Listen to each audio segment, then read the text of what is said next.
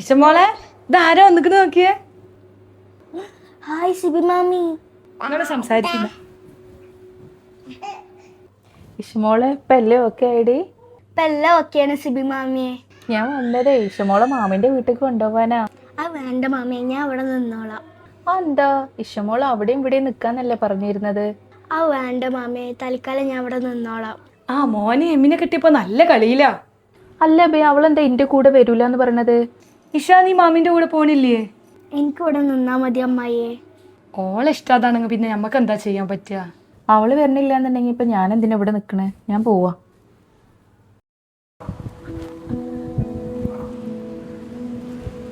അല്ലടി നീ എന്താ മാമി വിളിച്ചപ്പോ പോവാഞ്ഞേ? ഒരാപത്ത് വരുമ്പോ എൻ്റെ കൂടെ നിൽക്കാത്തവരെ കൂടെ ഞാൻ എന്തിനാ പോണ അമ്മായിയെ? സത്യം പറഞ്ഞാൽ നിങ്ങളൊപ്പച്ചിക്കും വച്ചിക്കുമായിരുന്നു എനിക്ക് മക്കളുണ്ടാവാഞ്ഞിട്ട് ഏറ്റവും കൂടുതൽ വിഷമം ഉണ്ടായിരുന്നു. അന്നുണ്ടായ ആക്സിഡൻറ്റ് നിങ്ങളൊപ്പച്ചും ഉമ്മച്ചും പോയപ്പോൾ സത്യം പറഞ്ഞാൽ നിങ്ങൾ രണ്ടുപേരും മാത്രം എനിക്ക് ജീവനോടെ കിട്ടിയത്. അന്ന് ഹോസ്പിറ്റലിൽ വെച്ച് ഡോക്ടർ പറയാ ഇടിയുടെ ആഘാതത്തിൽ മോളുടെ കാഴ്ച പോയിരുന്നു, ഇനി തിരിച്ചു കിട്ടാൻ സാധ്യത ഇല്ലെന്നും പറഞ്ഞത് ഇപ്പോഴും എനിക്ക് ഓർമ്മയുണ്ട്.